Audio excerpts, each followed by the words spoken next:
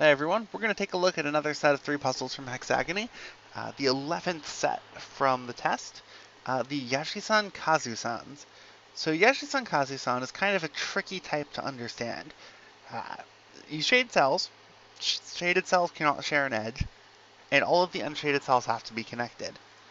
Now, each of these number clues gives a number of shaded cells in their direction, with a catch. If a clue is shaded, it gives no information. It could be true, could be false. You don't know. It doesn't matter. So how do you make progress when you can't trust any part of the grid to begin with? Well, you look for either a clue that can never be true, or cells that, if shaded, result in a contradiction. So this 0 is a good starting point in that, well, it's pointing at all of these. But if we shade here, we immediately unshade the clue, it's now true, so this cell is not actually shaded. But, where do you make progress?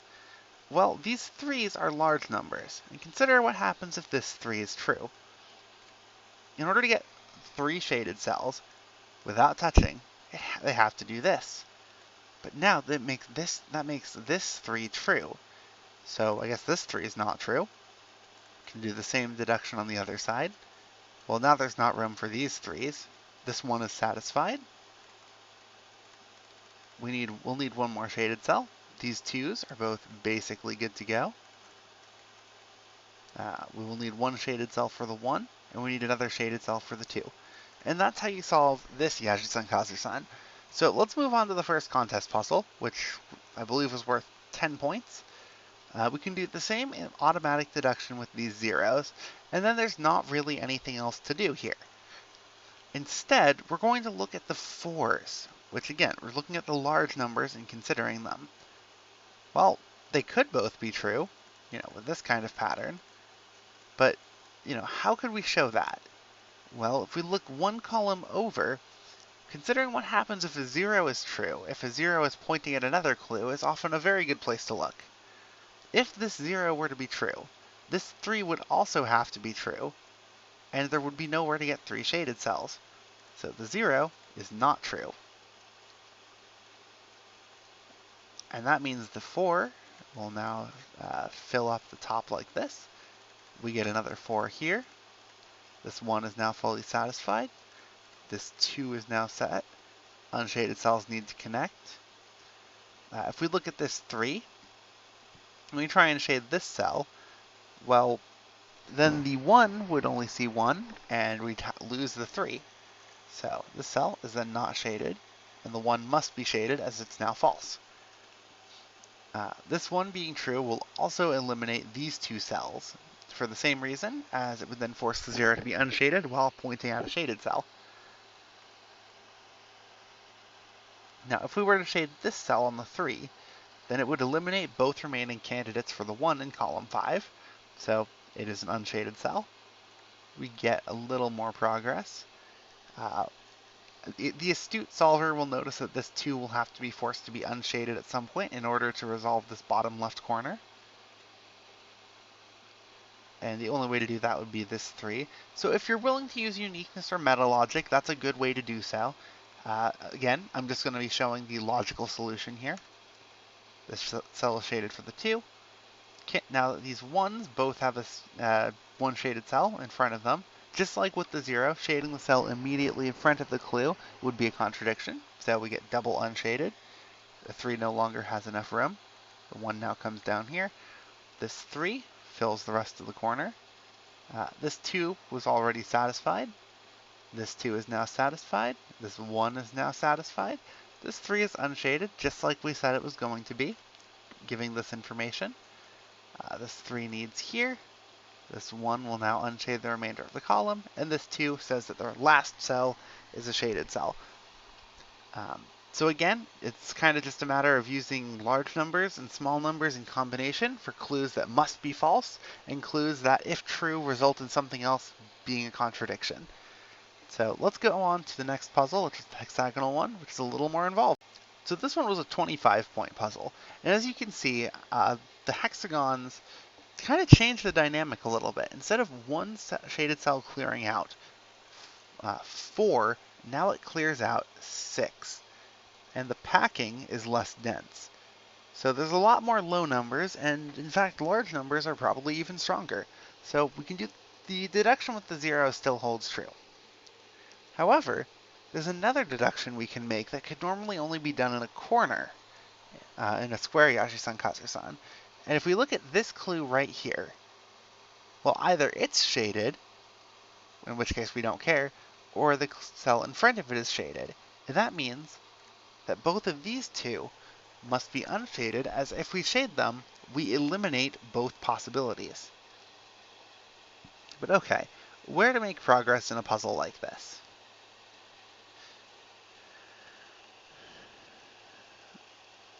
It's a lot of information, and it's not all easy to sort through. I believe the really critical place to look is this 4. Yes. You'll notice that along the 4, there's this pair, this pair, this pair, and then this pair. And if this is true, then all of this is shaded, and then all of these have to be have one shaded cell in their pairs. The alternative is to just shade the 4, which gives us the same deduction with the 1 pointing at the edge, in that we cannot eliminate both of those possibilities.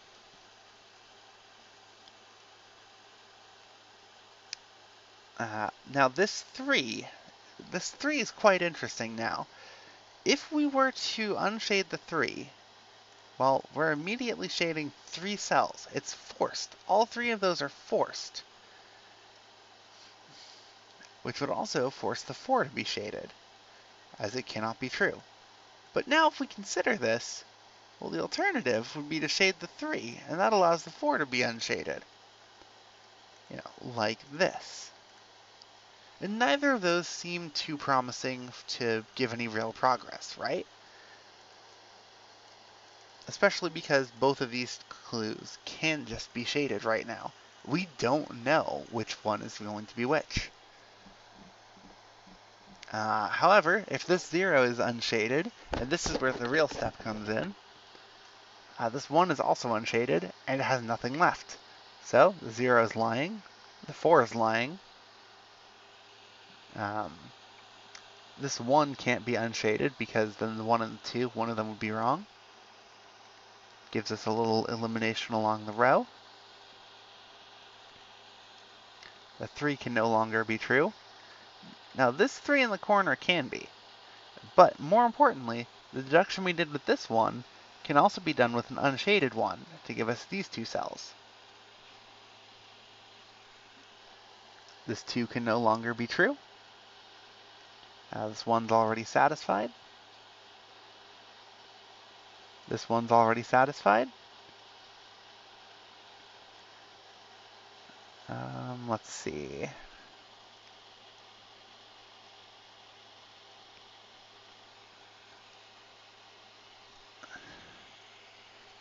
There's 2 options. Either we shade this cell, and we don't get and satisfy both of these 2's, or we shade the 2 extremes. Now, you'll notice that if we shade the 2 extremes, this 1 would then be unshaded, and this 1 cannot be unshaded because it's already pointing at this 2. Therefore, the 1 is shaded. We get this cell, this one, and we just generally get some quick progress. The 2 is now set. That 1 goes here, the 2 eliminates there. This 3 can no longer be a shaded cell. This 1's fine, this 2's fine, this 1 needs 1, so we just kind of cascade around. And the final cell, this 0 is already pointing at a shaded cell, and so it must be shaded. So this genre was picked because I did want to include in the contest a puzzle with without edge-connected shaded cells like this, just to see how it would play out. I actually tried to make a Hexagony first, and that did not go well. And then I tried Yajisan-Kazusan because the clues did not necessarily need to be true, and I thought that it would translate well. I think it did. I think this is a pretty interesting puzzle. It could definitely be more complicated, more difficult. there's potential to explore here. But I hope this was an instructive example on how to work with clues when they might not be true. Just looking for the ways that they break or must be false is just the best place to look. And sometimes you can get into situations where you get either ors on clues, or one of them's true and one of them's not. Um, this is just a really good puzzle type. If you want more of them, go chase down Jamie Hargrove. He has way too many. They're difficult. They're good. Anyway, until next time, later.